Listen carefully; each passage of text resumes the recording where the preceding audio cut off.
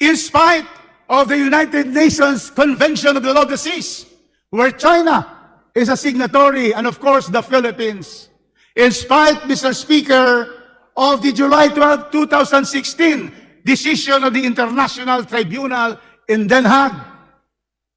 In spite of all this, is it not correct that China continues to intrude in our Philippine seas, scaring and always threatening our fishermen, shooting water cannons to our Navy and our ships to resupply the BRP Sierra Madre, which is docked in Ayungin Shoal?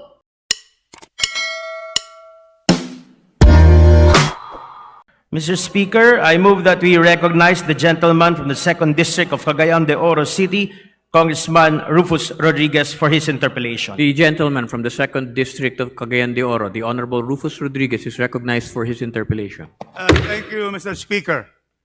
First, let me congratulate the honorable gentleman from Manila for his privileged speech, which is very important to national security. May I ask our colleague if he will accept some interventions from this representation? First of all, Mr. Speaker, I want to thank my good friend, Congressman Rufus, for such an accolade. And of course, Mr. Speaker, it's my pleasure to accept some of his clarificatory questions. Thank you, Mr. Speaker. Thank you, distinguished colleague. You mentioned that a personality in our country stated that some representatives of the Republic of the Philippines are xenophobic, China-phobic, against China. Do I hear you right on that? Yes, Mr. Speaker. Let me at the outset, Mr. Speaker, state that Rufus Rodriguez of the 2nd District of Cagayan de Oro is not xenophobic. It's not against the Chinese people. Yes. But, Mr. Speaker, one of the most vocal against the intrusion of China in the West Philippine Sea is this representation. And I would like to ask the distinguished sponsor, is it not that our United Nations Convention of the Law of the Seas, UNCLOS, provides that the country from its baselines up to 200 nautical miles has sovereign rights? Is that not correct, Mr. Speaker? Yes, Mr. Speaker. Yes, it's true. Do you also confirm that on July 12, 2016, the Arbitral Tribunal of The Hague in the Netherlands, in a case filed by the Philippines against the People's Republic of China, where they refused to cooperate, it was decided that all the claims of China, the 9-dash line, which is now 10-dash line, which includes now Taiwan.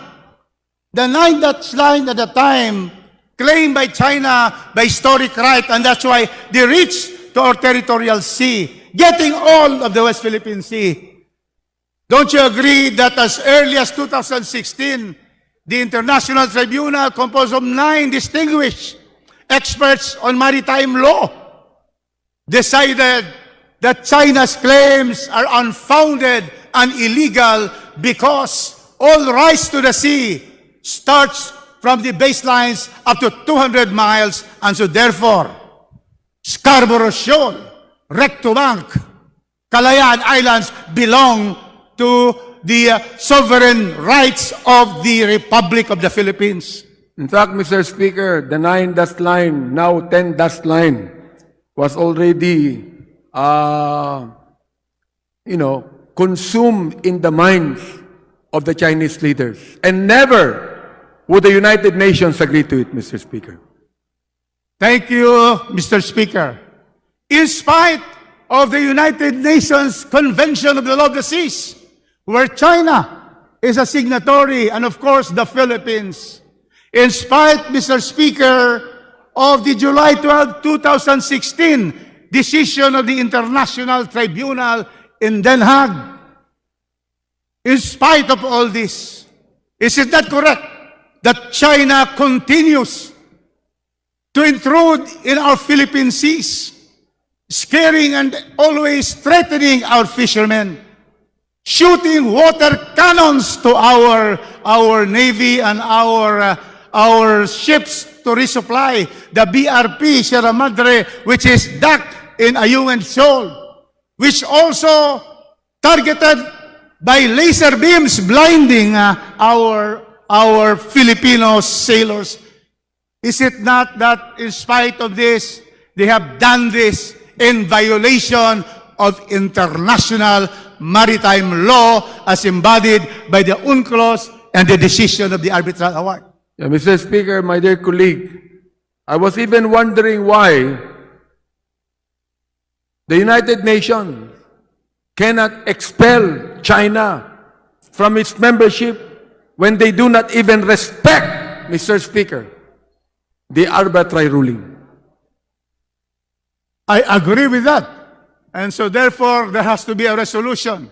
Probably not to expel them, but to start with the dismissal of the one China policy to be a two China policy. Do you agree that we should have a two China policy because Taiwan employs 450,000 Filipinos right now in Taiwan? I fully agree, Mr. Speaker, my dear colleague, that Taiwan should now be called the Republic of Taiwan. Thank you very much. But anyway, we go back to the issue of these intrusions and calling us xenophobic. Now, both of us will now be xenophobic to some people who blindly adhere to what the propaganda of the People's Republic of China is doing. So many fake news. And so therefore, let's Mr. Speaker, continue, my Mr. dear Speaker. colleague, you still have words. I would like to say this. I do not even think that there is any member of the House of Representatives that is xenophobic. Ang question ko po, sino ang phobic? Anyway, thank you, Mr. Speaker. Sorry for my small laugh on that. But certainly no one is xenophobic. Many of our members have Chinese bloods, has Chinese blood on them. And China is a country that is our partner in international, economic, and cultural participations.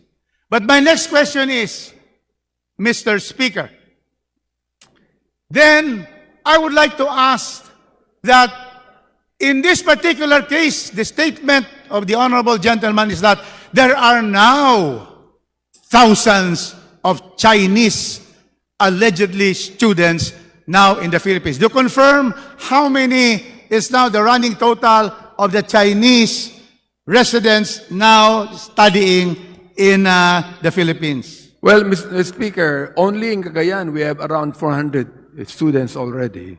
Now, we do not have any official data on the other schools, But my question really is, Mr. Speaker, my dear colleague, why is it that the Chinese students are actually near the areas in which the China would like to have? That's my question. That is the correct observation because Cagayan, not Cagayan de Oro.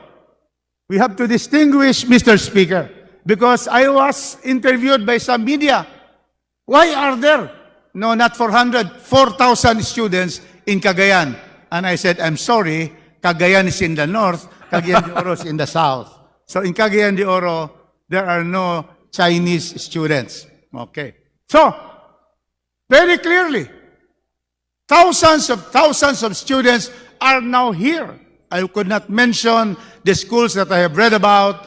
I want to keep them, to answer, for them to answer in the hearing that will be conducted because this privileged speech should really be heard by our Committee on Foreign Affairs and Public Order.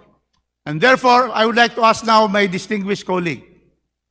So you are saying that there has been an influx of Chinese students. Would you agree also, our former Deputy Speaker, would you agree that there are so many workers in the Pogo? Yes. In fact, Mr. Speaker, my dear colleague, there's an a certain resort that they bought themselves, and thousands of Chinese are living there. And are you aware that this representation had a bill to ban Pogo in this country because of criminality, drugs, prostitution, and all the works what that is being done in this particular case? Are you aware? Mr. Speaker, my dear colleague, I would like you to know that I'm in full support of that bill, as I also have a counterpart bill on that, Mr. Speaker. I know, and that is why we are now co-authors of the bill that will already make illegal the operation of Pogo. It has caused so much criminality, social issues, and the third important point, do you agree, Mr. Speaker, that they could also be Chinese spies? Mr. Speaker, let me inform the body, no, my dear colleague. While watching U.S. news lately, that it says that under the presidency of Joe Biden, in 2023, 24,000 Chinese, illegal Chinese, were able to enter the USA from Mexico. In 2024, there are 23,000 illegal Chinese that entered. I had lunch with the Taiwan ambassador last week, and he told me that the China has an official engagement with the country of Ecuador as far as not granting visa is concerned. And that is where the Chinese are entering, going to Mexico, and without the open border, they're able to enter the USA. Now, the thing is, if they could be able to enter the USA, that many, that even the USA is very strict on that, how much more in our own country, the proximity of which is very, very near. Mr. Speaker, indeed very alarming. In the U.S., they're getting in. In our case, we have the Pogos, we have the students from the People's Republic of China, and I recall the days before the Second World War. Before Japan invaded the Philippines in 1941, a large population of Japanese were in Metro Manila and concentrated in the city of Davao. And that brings to mind these possibilities. And that is why we have to be on the safe side. We have to be on the side of prudence. We have to be to the side of making sure that we do not receive citizens coming from a country which is in conflict with the Republic of the Philippines. And because of this conflict, I, Mr. Speaker, has always come out urging the Philippine government to file protests almost every day. Don't you agree that there are more than 400 note verbals already of the Philippine government on the intrusion of China since the start of 2022 July, the 19th Congress? Yes, I would agree, Mr. Speaker, my dear colleague, and China does not even recognize that.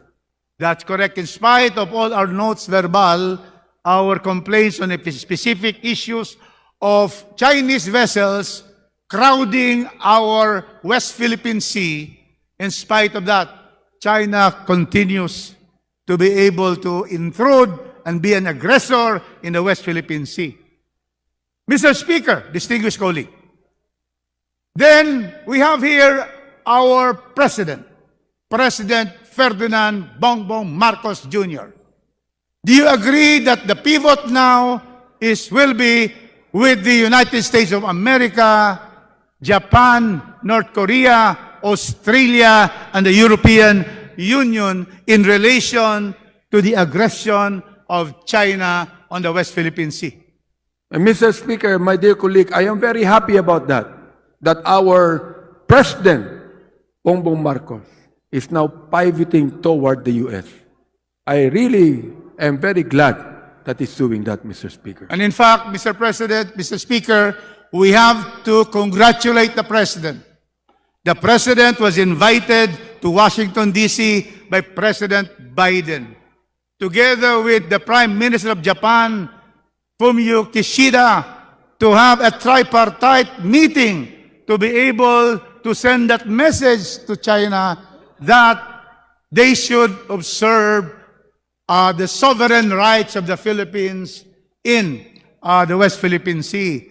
And they are able to therefore convey the fact that if in case China attacks a Philippine vessel or any of its armed forces, President Biden said, our commitment under the 1952 Mutual Defense Treaty can be invoked by the Philippines to be able to repel any aggression from China. Do you agree with that, Mr. Yes, Mr. Speaker. And by the way, I also would like to state here, my dear colleague, that the House of Representatives, in support of the President, our dear Speaker of the House, is always present in those meetings with the President, Mr. Speaker. And we laud, therefore, not only the President, but also the Speaker, because these two leaders have the Philippines at heart.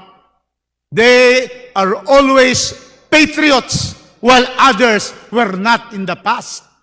They are patriots because they will continue to resist Chinese aggression in the West Philippine Seas. And therefore, we congratulate not only President Bongbong Marcos, but the Honorable Speaker of the House, Martin Romualdez. Now, are you aware of the recent visit of the Secretary of State of the United States to China, Anthony Blinken? Are you aware of that? Yes, yes, I am. And of course, our colleague is aware that in that meeting between the Chinese officials and Secretary of State Blinken, what was stated by the Secretary of State to the Chinese government is that to prevent miscalculations, you should be able to resist doing all of these things in the West Philippine Sea, and states that again, the U.S. is committed under the rule of international maritime law that the Philippines will always be supported by the United States with that commitment on the Mutual Defense Treaty, because that is how how China should behave.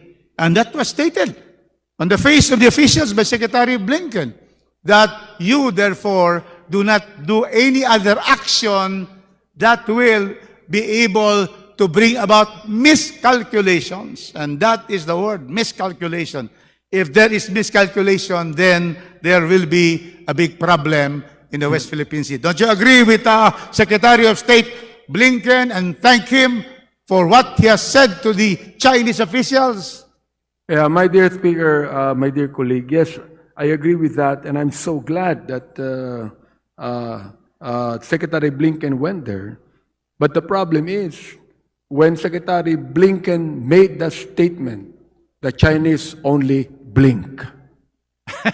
Yeah.